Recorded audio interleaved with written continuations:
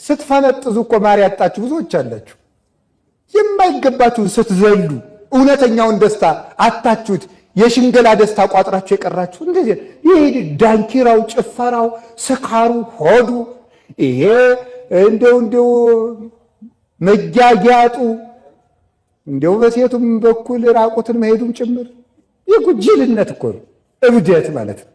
እኔ እንደው እመቤቴን አሁን ራቁታችሁ የምትሄዱት ሴቶች እብድ ነው የምትመስሉ።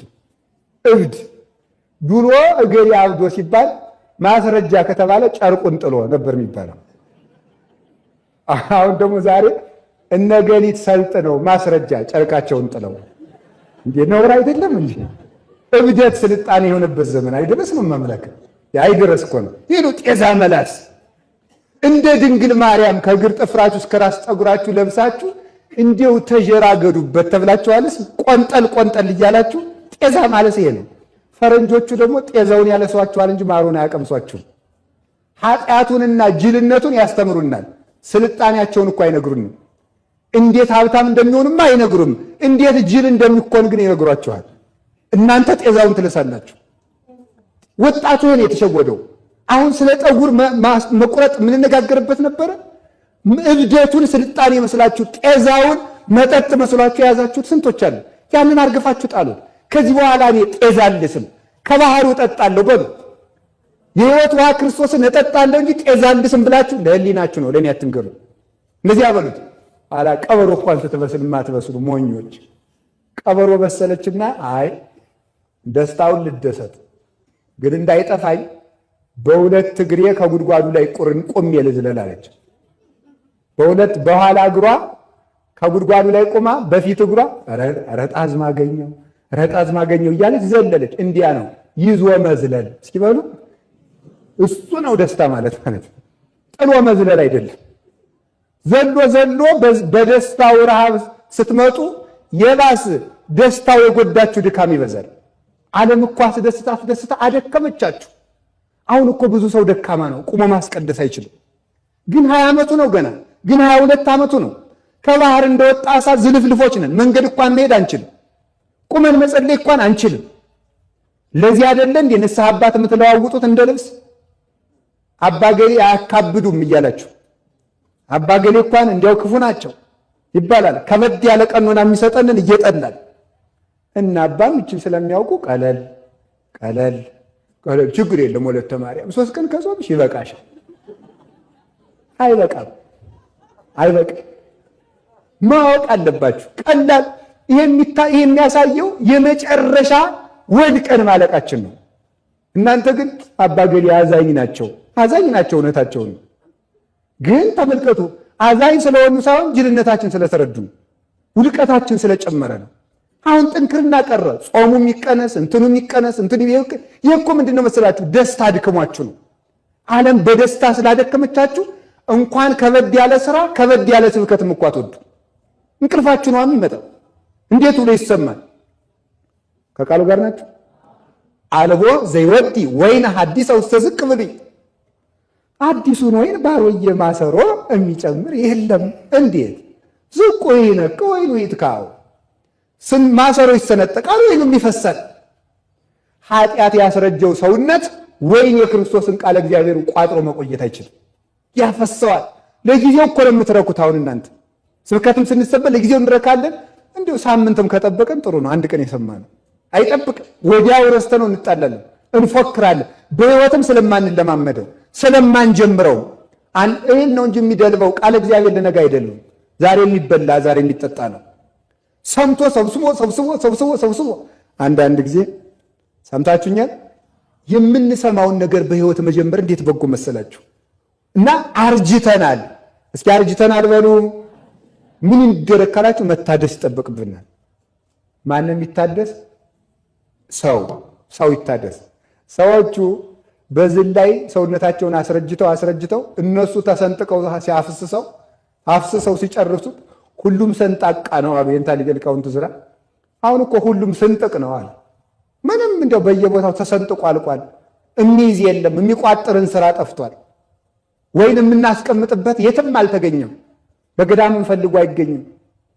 በየትኛውም ፈልጉ፣ በቆብ ሰፈርም ፈልጉ፣ በቀሚስ ሰፈርም ፈልጉ፣ በነ ዲያቆን ሰፈርም ፈልጉ ነው። ዲያቆኑንም እኮ ያጠፋችሁት ሴቶች ናቸው። አይፈረዱ። እንዲያው አትቆጡኝ በሞት እናንተ እኮ ናችሁ። አቤት ዲያቆን ድምፅ ሲያምር ስልክህን ስጠኝማ እያላችሁ እናንተ እኮ ናችሁ ያጠፋችሁት። ጸበል እርጭልኝ እያላችሁ ያለ ስልጣኑ እያስገባችሁ ምን ጫርጋችሁ ያጠፋችሁት እናንተ ሴቶች ናችሁ። እውነቴን ነው ማለት አትቆጡ ማለት ያጠፉትን ነው። እናንተ አላጠፋችሁም፣ ያጠፉትን ነው። መነኮሳትን ከክብር ያስጣላችኋቸው እናንተ ናችሁ። እየቀረባችሁ ብቻችሁን እየሆናችሁ ኃጢአት እንዲሰሩ የምታደርጓቸው እናንተ ናችሁ።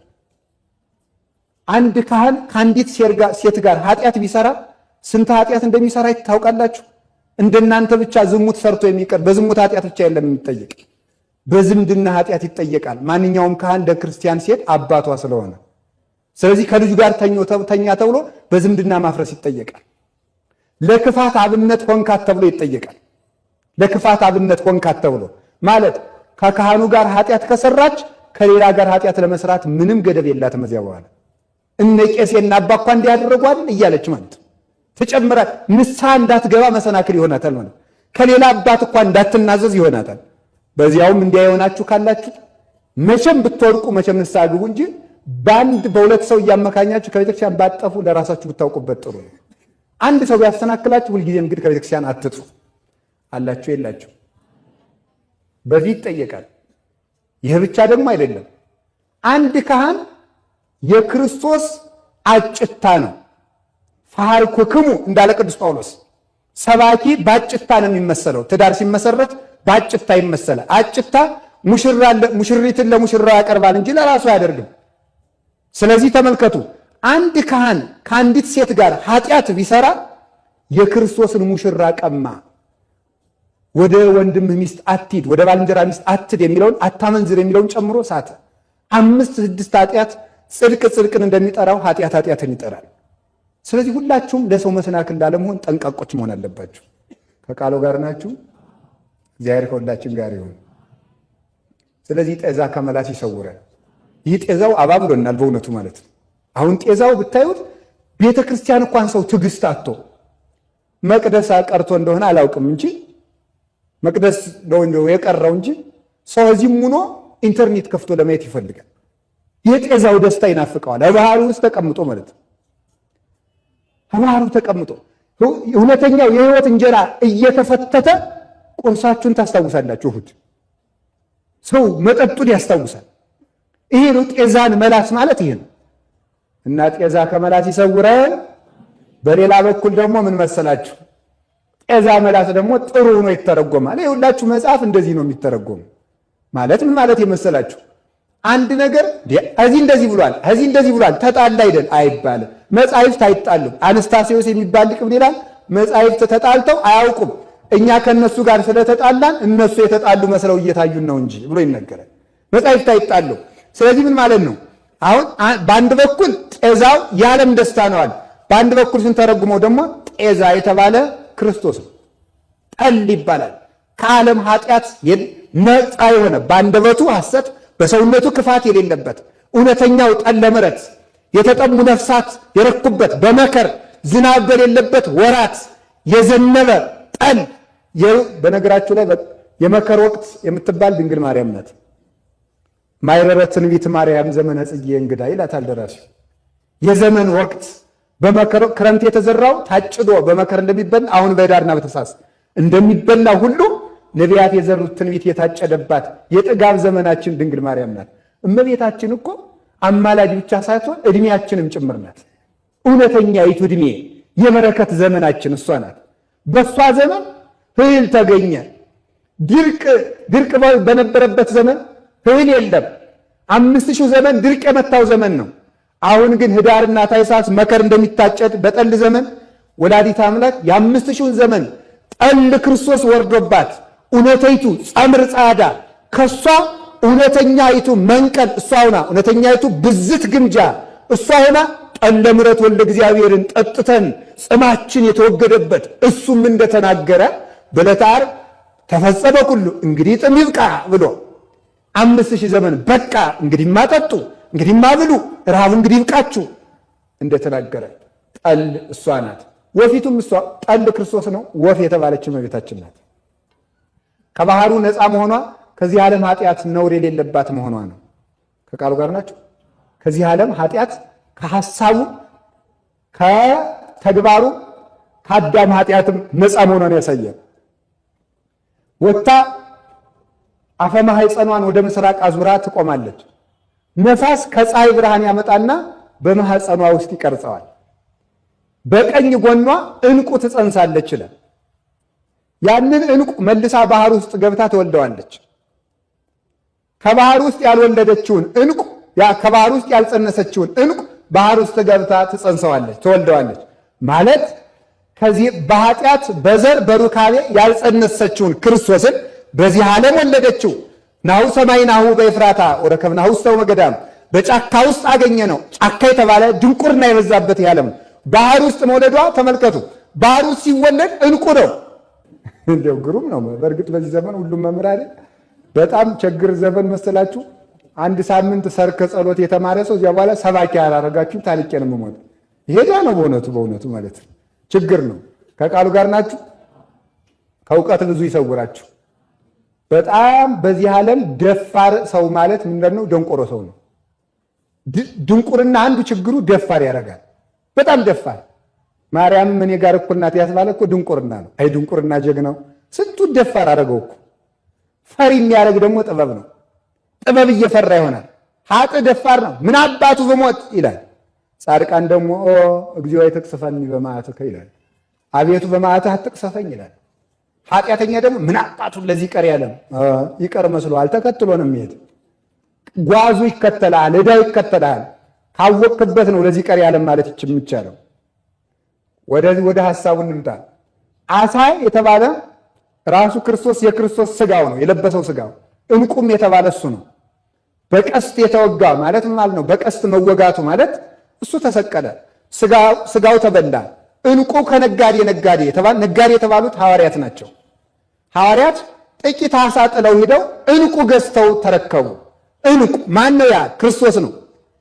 ዓሣ አጥማጆች ነበሩ። የሚሞት ዓሣ ጣሉና ተከተሉና የዕንቁ ባለጸጎች ሆኑ። ያ ዕንቁ ማን ነው? ክርስቶስ። ቢታም ዓሣው ቢበዛ ሆድ ይሆናል እንጂ ሌላ የሚሆነው ነገር የለም።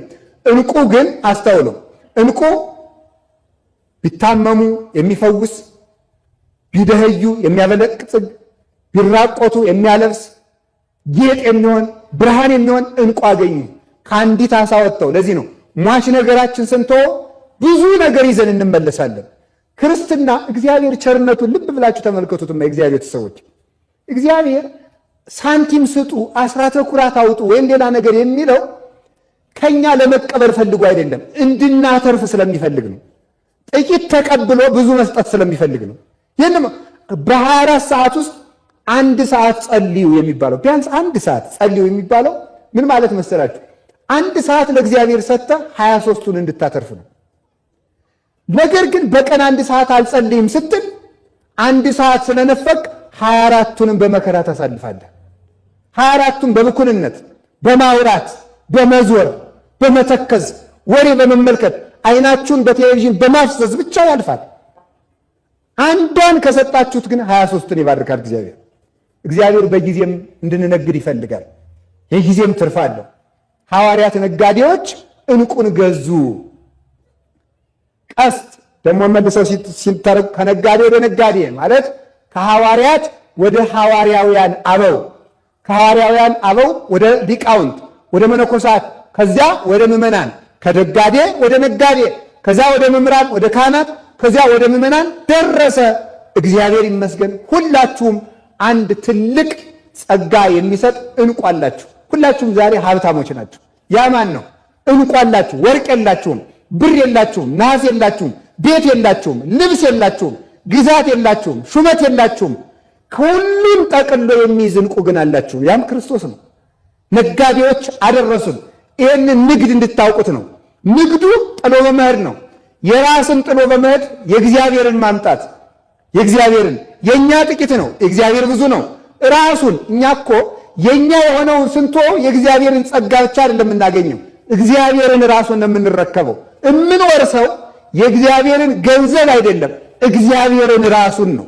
ርስታችን ሁሉ እሱን ራሱን ሊተሰተ ተመልከቱ መክፈልተ ርስቴ ወጽዋዬ ቅዱስ ዳዊት ርስቴም ጽዋዬም ድርሻዬም እድል ፈንታዬም አንተ እግዚአብሔር ነህ ብሎ ይነገራል። አላችሁ ቀስት የተባለው ምንድን ነው? ምን ይመስላችኋል? ቀስት የተባለው ዕንቁ ክርስቶስ፣ አሳው የተባለው ደግሞ ዕንቁን የዋጠው የተባለ ስጋን የለበሰ መለኮት ወይም ስጋን የለበሰ መለኮት ከመለኮት ጋር ተዋህዶ የከበረ ስጋ። ቀስቱ ምንድን ነው? ስጋውን ደሙን ለመብላት ቀስት ያስፈልገናል። የክርስቶስን ስጋ መብላት የምንችለው በቀስት እየወጋን ነው። ቀስት የተባለ ፍቅር ነው። በፍቅር ቀስት እየወጋን እንቀበላለን። አይሆንላችሁም እናንተ የረከሳችሁ የጎሰቆላችሁ፣ እንኳን የኔ ስጋ የምድር እንጀራም አይገባችሁም በደለኞች ናችሁ እንዳይለን ቀስ እንልና ቅዳሴዋን ቀድሰን ወደ መጨረሻ ስንደርስ በከመ ምሕረትከ እንለዋለን። ይችናት ቀስቷ ማለት ነው። እንደ ቸርነት ነው እንጂ እንኳን ያንተ ስጋ ዳቦስ ቂጣስ ይገባናል፣ ውሃስ ይገባናል፣ እንኳን ያንተ እንደመጠጣት እንደ ቸርነት ነው እንጂ ብለን በዚህች ቀስት እየወጋን እንቀበላለን። የታደልን እኮ ነን አምላክ። በሌላ ምንም ሳመጣ ሳኖር እንደ ቸርነትህ። እስኪ እንደ ቸርነትህ በሉ። ምን አላችሁኝ? እንደ ቸርነት እያላችሁ ቅዱስ ሥጋውን ክቡር ደሙን ተቀበሉ። የምትሰሙትን ነገር ዛሬ ጀምሩት። ሐኪም ሲላችሁ ጧት 2 6 ሰዓት 2 ማታ 2 ሲላችሁ ወዲያው ትወጧታላችሁ እየሮጣችሁ። እኛም እኮ ሐኪሞች ነን፣ ከፋንም በጀንም። እግዚአብሔር ሕክሙ ብሎ አሁን ሕክምና እየሰጠው ነው በእኔ ልብ። እኔ አይደለም የምሰጠው እግዚአብሔር ነው። እናንተም ልትታከሙ ነው የመጣችሁ። የምሰጣችሁን መድኃኒት ካልወጣችሁ እንዴት ልትሆኑ ነው? ጧት 2 ማታ 2 እስኪ በሉ። እንድትውጡት የግድ ክኒን ላድርገው እንዴ? እንዲሁ እኮ አይደርስም። ቁረቡ እያልናችሁ ለምን አትቆርቡ? ቁረቡ፣ ቅዱስ ሥጋውን ክቡር ደሙን ተቀበሉ። እግዚአብሔር ከእናንተ ጋር ከሆነ ሁሉም ነገር ያልቅልን፣ ሁሉም ነገር ያበቃል። ስለምንም ነገር ማለት ነው የምትጨነቁን ነገር ሁሉ በእግዚአብሔር እጅ ያለ ነው። ዘንዶ አይጎዳችሁ፣ እሳት አይጎዳችሁ፣ በረዶ አይጎዳችሁ። ለምን? የዘንዶ ፈጣሪ፣ የበረዶ ፈጣሪ፣ የእሳቱ ፈጣሪ፣ የብረቱ ፈጣሪ፣ የመሳሪያው ፈጣሪ፣ ጥይትም የእግዚአብሔር ፍጥረት ነው። የዚህ ሁሉ ፈጣሪ ከኛ ጋር ከሆነ የሚያስጨንቀን ነገር የለም። ነገሩ ግን ሳንታጠቅ የወጣን ነው። ያው አንዳንድ ጊዜ ሰምታችኋል። አንድ ሀሳብ አለ። ቤተ ክርስቲያንን መጠበቅ አለብን ይባላል። አዎ መደራጀት አለብን። አዎ እና ምን ተደራጅ ተነሳ እንግጠም። ማንን ነው የምንገጥም? ምን ማለት ነው ይሄ? እስራኤል ወደ ከነዓን ሲጓዙ መንገድ ላይ አይ እንግዲህ በከነዓን የተሰበሰቡት ሰዎች በጣም ኃያላን ስለሆኑ እንመለስ ሀገራችን ሲሉ በዚህ እግዚአብሔርን አስከፉት። ሲያስከፉት ምን ሆነ መሰላችሁ? እንደገና ተመክረው ሰሙና ምናል አሁን ሄደን ልንገጥም ነው እንዲያውም አሉ። ታው እግዚአብሔር ከእናንተ ጋር አይደለምና አትውጡ አላቸው። እስኪ በሉ እግዚአብሔር ከእናንተ ጋር አይደለምና አትውጡ አላቸው። እንዲህ ብለው ገጠሙ፣ ተሸንፈው ተመለሱ። እግዚአብሔር የሌለበት መደራጀት አይጠቅምም። እግዚአብሔር የሌለበት ሕዝብ ቤተክርስቲያንን መብቷን ማስቆም አለብን ብለን ተደራጅተን አንዱነን ማህበር በየቦታው ብንመሰርት የማይቆርብ ክርስቲያን እንደ ገለባ ይታጨዳል እንጂ ምንም አይጠቅምም። ስጋው ደሙን ያልተቀበለ ክርስቶስ እኔ እኮ ክርስቲያን ስጋውን ደሙን እኮ የምንቀበለው ለጽድቅ አንድ መስፈርት ስለሆነ አይደለም፣ ከእግዚአብሔር ጋር መኖር ስላለብን ነው። እግዚአብሔር ከኛ ጋር እንዲውል እንዲያድር ከፈለጋችሁ ቅዱስ ስጋውን ክቡር ደሙን ተቀበሉ። የእግዚአብሔር ሁኑ። የእግዚአብሔር ሳትሆኑ እግዚአብሔርን ቤተክርስቲያን አትጠብቁ። የእግዚአብሔር ነው። ወጣቶች አሁን በእውነት የወጣቱ ቅናት እጅግ የሚያስደንቅ ነው።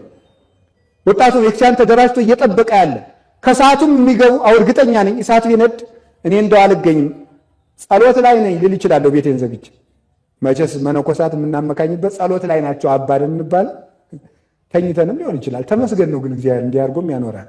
ግን ደግሞ ጸሎት ላይ ያሉም አሉ። አይዟችሁ ደግሞ በዚያውም ደግሞ አንድ ጥሩ ነገር አለ። ብንሞትም ጸሎት ላይ ናቸው ነው የምትሉልኝ፣ ተመስገን ነው። ይሄም ጥሩ ነው እኮ ታምሜ ተኝቼም ቢሆን አባ ጸሎት ላይ ይሆናሉ ስትሉኝ እናንተ ሳታዝኑልኝ ስትቀሩ እግዚአብሔር እንዲያዝንልኝ ይሆናለሁ ማለት ነው።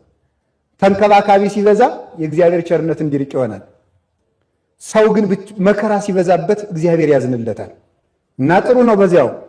ስለዚህ እግዚአብሔር ሰዎች ወጣቶች ቅናታችሁ ጥሩ ነው። ለቤተ ክርስቲያን አሁን ሁላችንም አንድ ሆነን ያለችብንን መለያየት አጥፍተን አንድ እውነት እንዳይመስላችሁ፣ እኔ እውነቴን ነው። ክርስቲያኖች ልብ ብላችሁ አስቡ። ዲያብሎስ በዘር እያመካኘ የሚከፋፍለን ለእናንተ ዘር ተጨንቆላችሁ እንዳይመስላችሁ ክርስትናችን ማጥፋት ስለፈለገ ነው።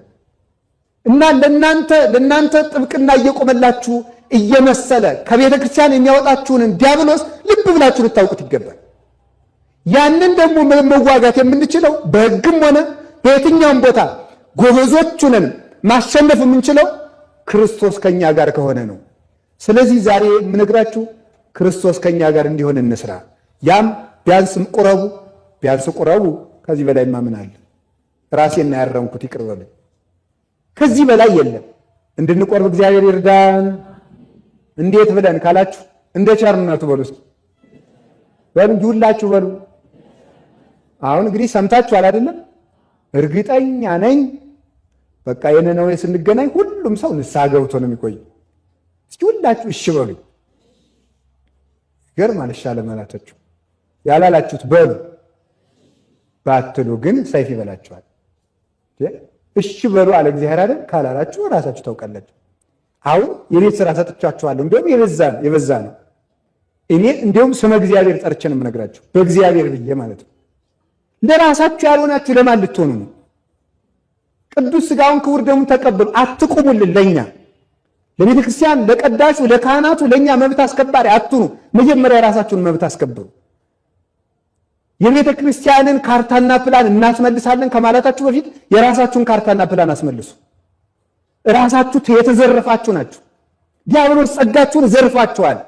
ለቅዱስ ሥጋው ለክቡር ደሙ የተነጠቀው ጸጋችሁ መመለስ አለብን። እኛ እኮ እሳት የሚፈራን ጀግኖች ነበር። ዛሬን አይሁንና እኛ ባህር የሚፈራን ጀግኖች እኮ ነው። በረዶ የሚፈራን፣ አንበሳ የሚፈራን። አላያችሁም እንዴ? አልሰማችሁም እንዴ? እና አባ ሳሙኤል ዘዋልድባ አንበሳን የጓዛቸው መጫኛ ሲያደርጉት ሰምታችኋል እኮ። ባህር ፈርቷቸው እሳት ይዘው ገብተው እሳቱን ሳያጠፉና አባ ሳሙኤል ከባህር ሲወጡ አልሰማችሁ? የሳሙኤልን መጽሐፍም አልደመስስም ብሎ ብራናቸውን ሳይነካ ቀለሙን ሳይደመስስ አደራ ሲያወጥ አታውቁ? እኛ እኮ ተራራ የሚፈራን ሰዎች እኮ ነን። እኛ እኮ ካፈር የተፈራ ጠበንጃና ጥይት የሚያስፈራራን ሰዎች አልነበርንም። ወረድንና ከዚህ ደረሰ። ለራሳችሁ ልልና አስቡ። እኔ እውነቴን ነው ብታውቁበት። ነገ እናንተ አይደለም፣ ዛሬ ግን የእናንተ ነው። እንድትመለሱ አምላከ ቅዱሳን ይርዳችሁ፣ ሁላችንንም ይርዳል፣ እኔንም እናንተንም ይመልሳል። በፍቅር በቀስት እየወጋችሁ ተቀበሉ፣ ማረኝ በሉት። እንደ ክርስቶስ ያለ ቸርማን አለ መሰላችሁ? በመጣንበት ጊዜ የሚቀበል አይዟችሁ። ክርስቶስ እኮ የውሃ ምንጭ አይደለም። የውሃ ምንጭ ቢሆን 3 ሰው ሳይጣጠብበት ይደፈርሳል። ክርስቶስ ግን ሁላችንም ብንገባበት የማይደፈርስ ባህር ነው። እንግባ፣ ይጠበን፣ ያንጻል። ምን ጨነቃችሁ? አብልታችሁ ይጽደቁ አላላችሁ፣ በልታችሁ ይጽደቁ አለ እንጂ። በልታችሁ ይጽደቁ ላላምላክ ምን ነው በእውነቱ ምን ስጡኝ አለን? ከጣታችሁ አንዱን ስጡኝ አለ? ጠጉራችን እንኳን የማይፈልግ እኮ ነው። የጠጉራችን ብናኝ የጥፍራችን ቁራጭ እኮ አይፈልግም። የሚፈልገው እኮ እንድንበላው ብቻ ነው። የሚፈልገው እንድንጠጣው ብቻ ነው። ውረሱኝ እንጂ አውርሱኝ ላላል አምላክ፣ ልስጣችሁ እንጂ ስጡኝ ላላባት። እሱን ካልተከተላችሁ ምን ይውጠን ይሆን? እና ወገኖች ዝንቱ ዘመን ድልው ውእቱ ለዘ ይፈቅድ ንስሐ ይላል ዮሐንስ እስክንድርያ ሃይማኖተ አበው ላይ። ይህ ዘመን ለተዘጋጀ ሰው የተዘጋጀ የተደላደለ ዘመን ነው። የጥጋብ ዘመን ነው፣ የረሃብ ዘመን አይደለም። ክርስቶስ የተጠገበበት ዘመን ነው። እና እግዚአብሔር የነፍሳችሁን ራብ ይክላላችሁ ወገኖች፣ የሁላችንም ይክላልን።